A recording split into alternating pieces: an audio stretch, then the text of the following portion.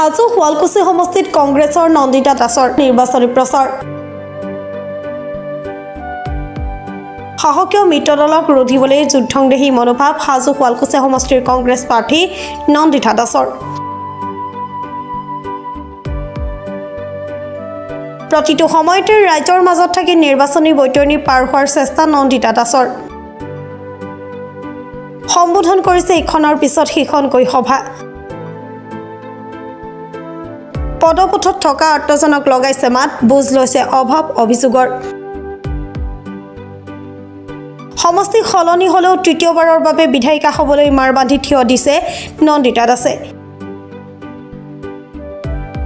নিশা হাজো শুৱালকুছি সমষ্টিৰ আলিকাষত নন্দিতা দাসে সম্বোধন কৰে এখন নিৰ্বাচনী সভা। সভাত উপস্থিত প্ৰতিগৰাকী গাড়ী চালক, সন্মানীয় কৃষকক একোখনকৈ গামোচাৰে সম্বৰ্ধনা জ্ঞাপন কৰে নন্দিতা দাসে।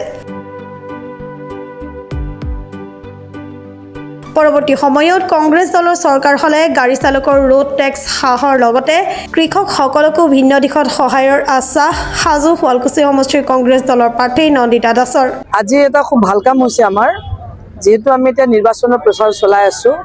এই সময়ত ধৰি লওক আমি অকল দলীয় কৰ্মকৰ্তাসকলৰ লগতে ব্যস্ত নাথাকি সমাজত কিছু এনেকুৱা গুৰুত্বপূৰ্ণ ব্যক্তি আছে যিসকলক আচলতে সততে আমি নিবিচাৰোঁ।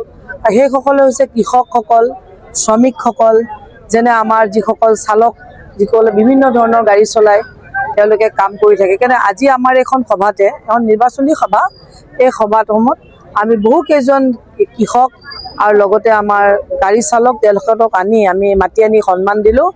আৰু যিহেতু এই শিঙিমাৰী পছৰীয়া অঞ্চলটো হৈছে কৃষি প্ৰধান অঞ্চল, ইয়াত কৃষিৰ লগত বহু ব্যক্তি জড়িত হৈ থাকে।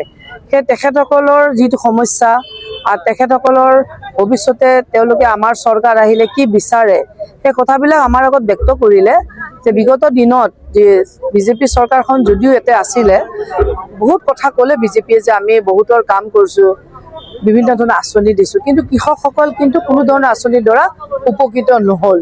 আৰু যিসকলে আচলতে আঁচনি পাব লাগে তেওঁলোকে নাপায়, বঞ্চিত হৈ এক প্ৰকাৰ দালাল শ্ৰেণী ব্যক্তিসকলে ওপৰতে আঁচনিবিলাকৰ মুনাফাটো লৈছে।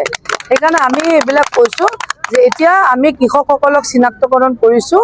আমাৰ চৰকাৰ আহিলে যিবোৰ কৃষিৰ আঁচনি থাকিব, আমি আঁচনিবোৰ এই কৃষকসকলক যিসকলক আমি ইতিমধ্যে চিনাক্তকৰণ কৰিছোঁ, তেখেতসকলক আমি নিজে এই আঁচনিবিলাক দিম। আৰু তেনেকৈ চালকসকলৰো বহুত সমস্যা আছে, তেওঁলোকৰ ৰোড টেক্স, টোল টেক্স এইবিলাকৰ কাৰণে তেওঁলোকে যিখিনি আচলতে ইনকাম কৰে বেছিখিনিতো চৰকাৰকে দি দিয়ে। চৰকাৰে বিভিন্ন ধৰণৰ টেক্স লগাই দিছে, আপুনি দেখিছে। এই কথাবিলাকো আমি সকাহ দিয়াৰ কাৰণে যাতে আমাৰ চালকসকলো যাতে তেওঁলোকে যাতে এই আমাৰ কংগ্ৰেছ চৰকাৰ আহিলে তেওঁলোকৰ কাৰণে কিছুমান আঁচনি বনাম আমি, যাৰ দ্বাৰা তেওঁলোক উপকৃত হ'ব। আৰু বিভিন্ন ধৰণৰ যিবিলাক টেক্স বিজেপি চৰকাৰে আমাৰ ওপৰত লাগু কৰিছে, এইবিলাক টেক্স আমি কিন্তু আমাৰ চৰকাৰ আহিলে আমি কিন্তু আঁতৰাই দিম।